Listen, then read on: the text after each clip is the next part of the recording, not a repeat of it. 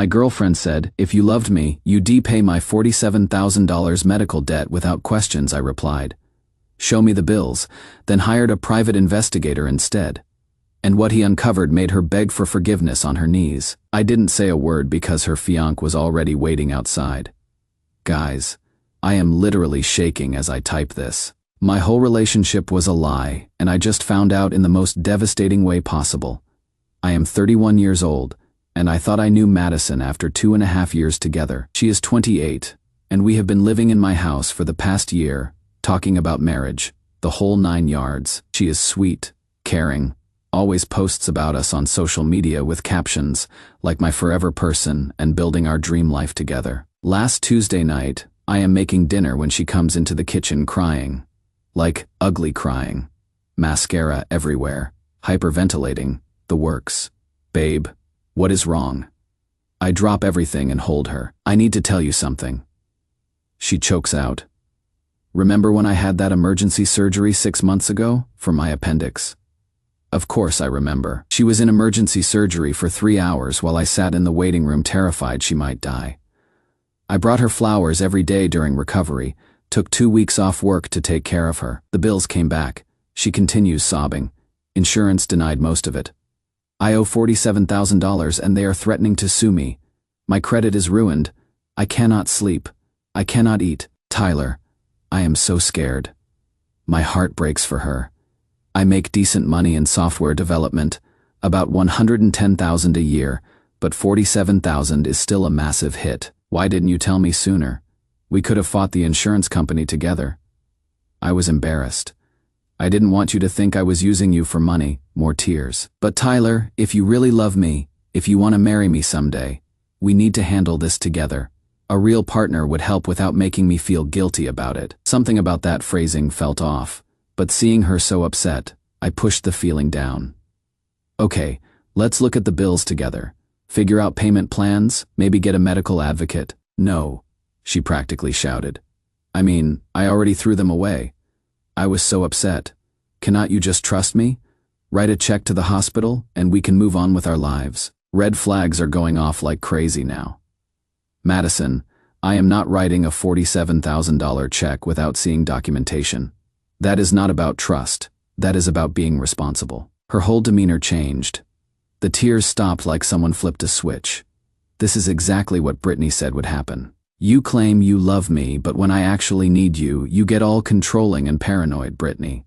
Her toxic best friend who is convinced every man is a walking red flag.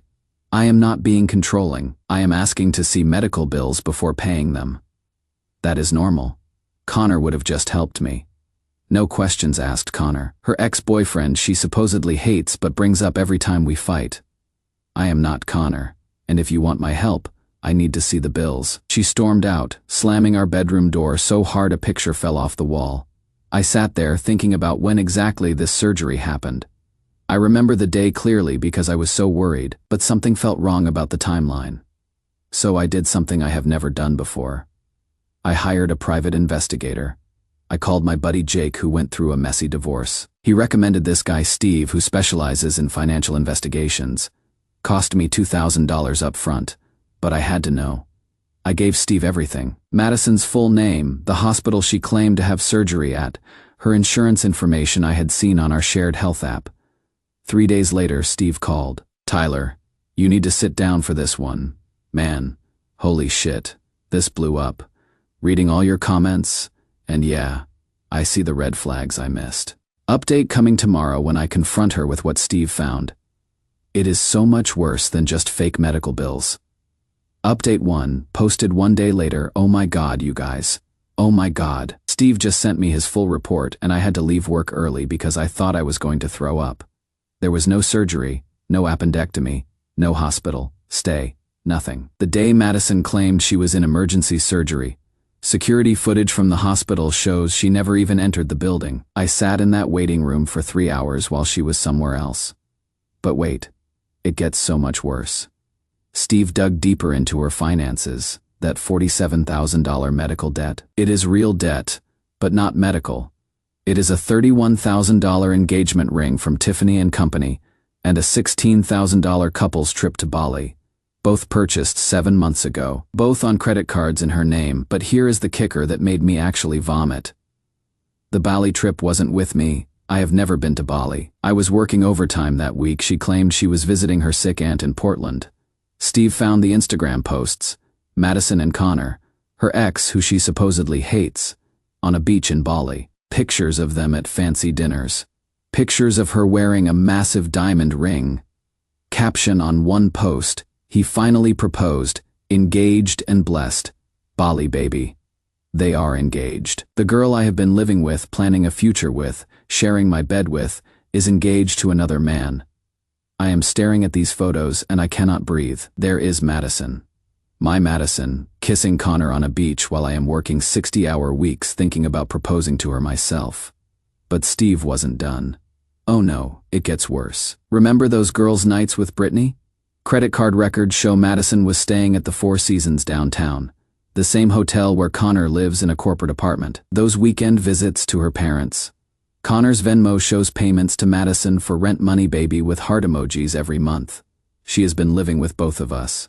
Literally playing house with two men. When I got home last night, Madison was cooking dinner like nothing happened. Humming while she made my favorite pasta.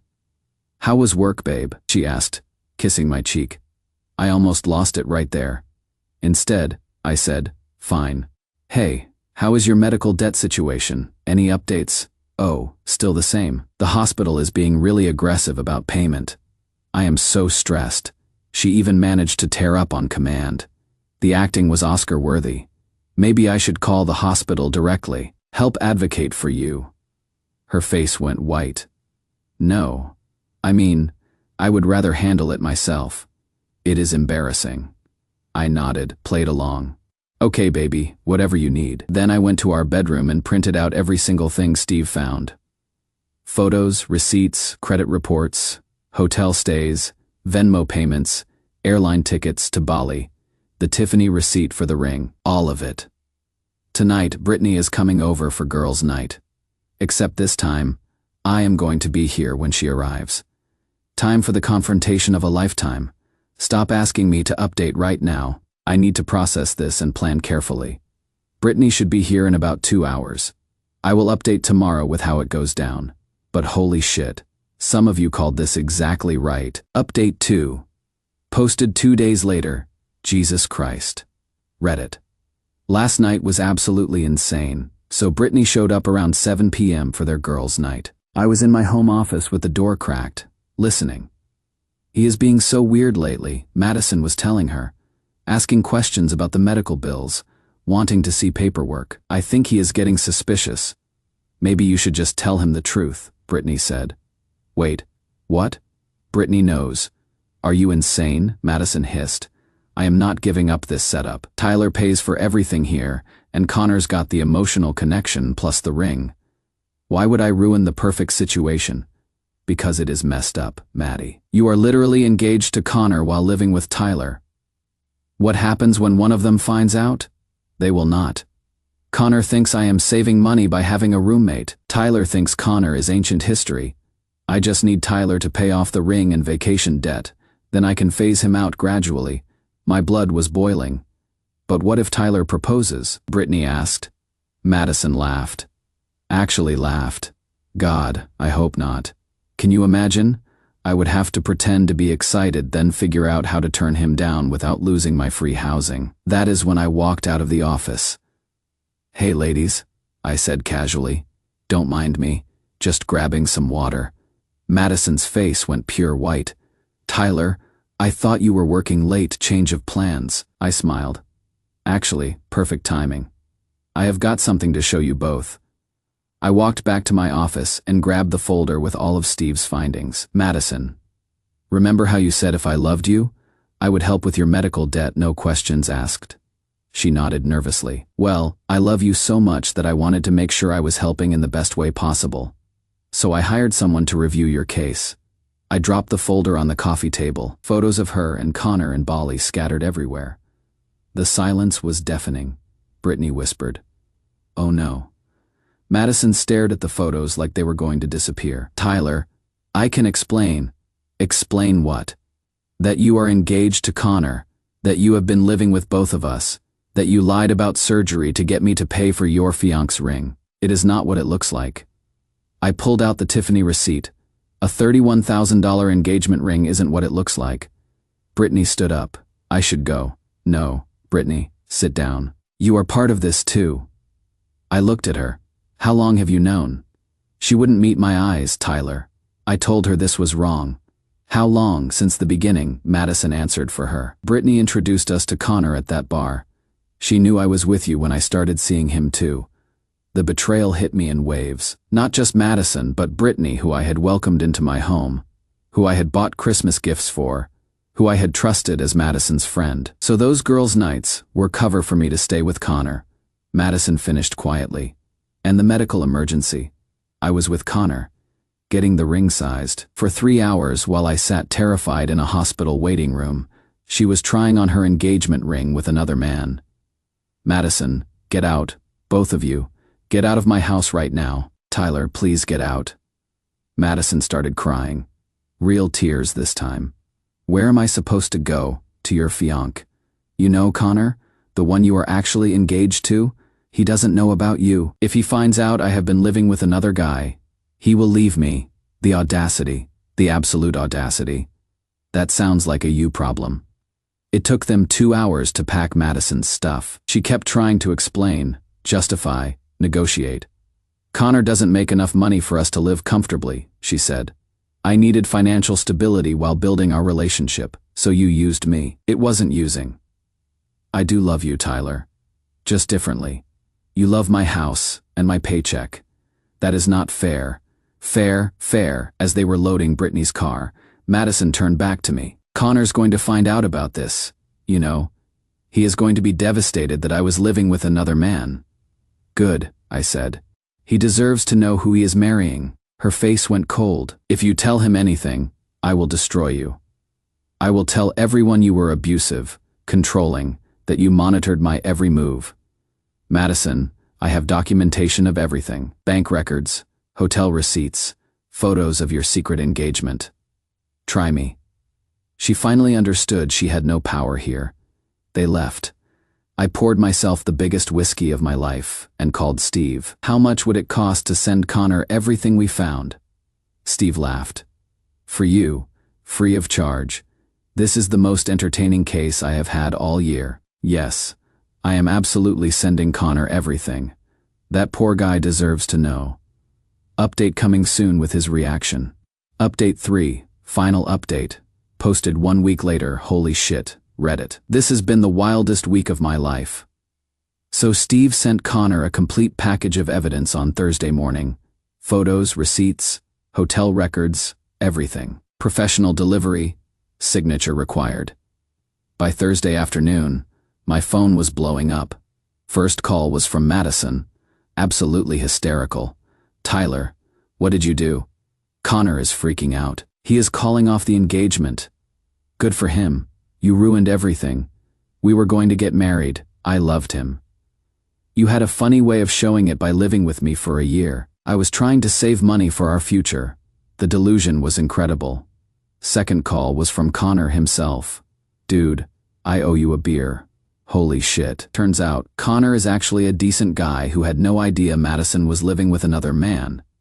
He thought she was staying with Brittany to save money. He had been planning their wedding, talking about kids, the whole future while she was sleeping in my bed. I am actually grateful you found out, he told me. Better now than after we are married with joint bank accounts. We talked for over an hour. Connor had his own suspicions. Madison was always unavailable certain nights. Claimed she was working late or out with Brittany. She would get weird about him dropping by unannounced. Now it all made sense. But here's the crazy part. Connor started investigating too. And he found out Madison's been running this scam longer than either of us knew. Remember how she said Brittany introduced them? Well, Connor found text messages between Madison and Brittany from 2 years ago planning this whole thing. Find a stable guy to be my financial backup while I date for love. They literally strategized how to find me. Brittany identified me at the gym, found out I owned my house, confirmed I made good money, then orchestrated that chance meeting at the bar. I wasn't Madison's boyfriend. I was her mark. For 2.5 years, every moment between us was calculated. Every I love you, every future plan, every intimate conversation. She was acting the entire time. But wait, there is more. Connor kept digging and found out I wasn't even Madison's first financial backup. There was another guy, Michael, 2 years before me, same setup. She lived with him while dating Connor initially. When Michael got suspicious and ended things, she moved on to targeting me. Michael actually reached out after Connor posted about this in a local Facebook group.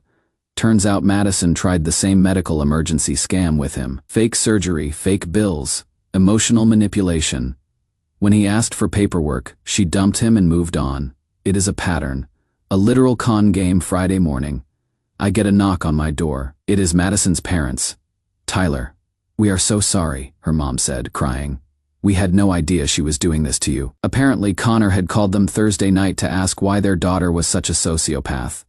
They were devastated. Madison had told them Connor was an on and off casual thing, and that I was her serious boyfriend she was planning to marry. We have been asking about you for months, her dad said. When are we meeting Tyler? When is he coming for dinner? She always had excuses, because she couldn't bring me around Connor's family and couldn't bring Connor around me. Her parents offered to pay me back for anything Madison had taken. I declined, but appreciated the gesture.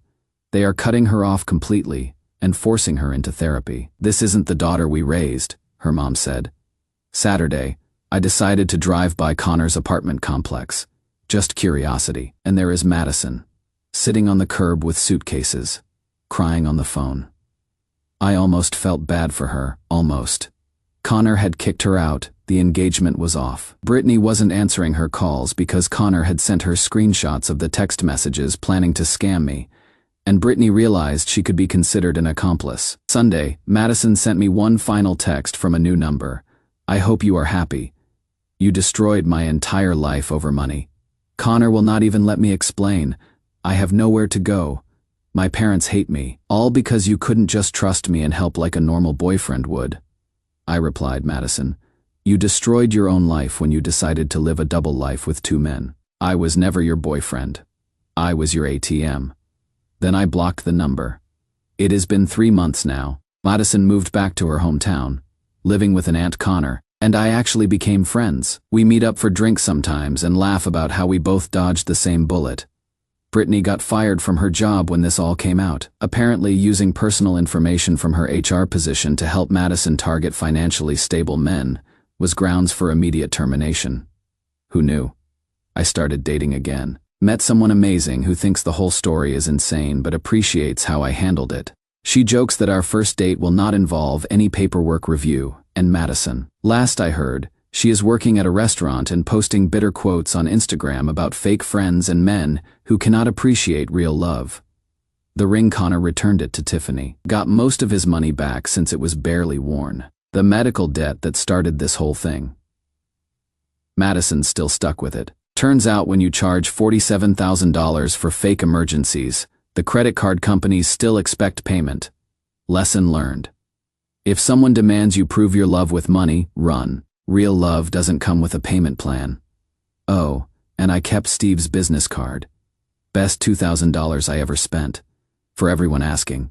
Yes, I am considering writing a book about this. How I accidentally became someone's side hustle has a nice ring to it. No, I don't feel bad for Madison. Play stupid games. Win stupid prizes. Connor says, "Hi, Reddit." He is reading all your comments and dying laughing at the ones calling Madison a discount store gold digger. Stay classy.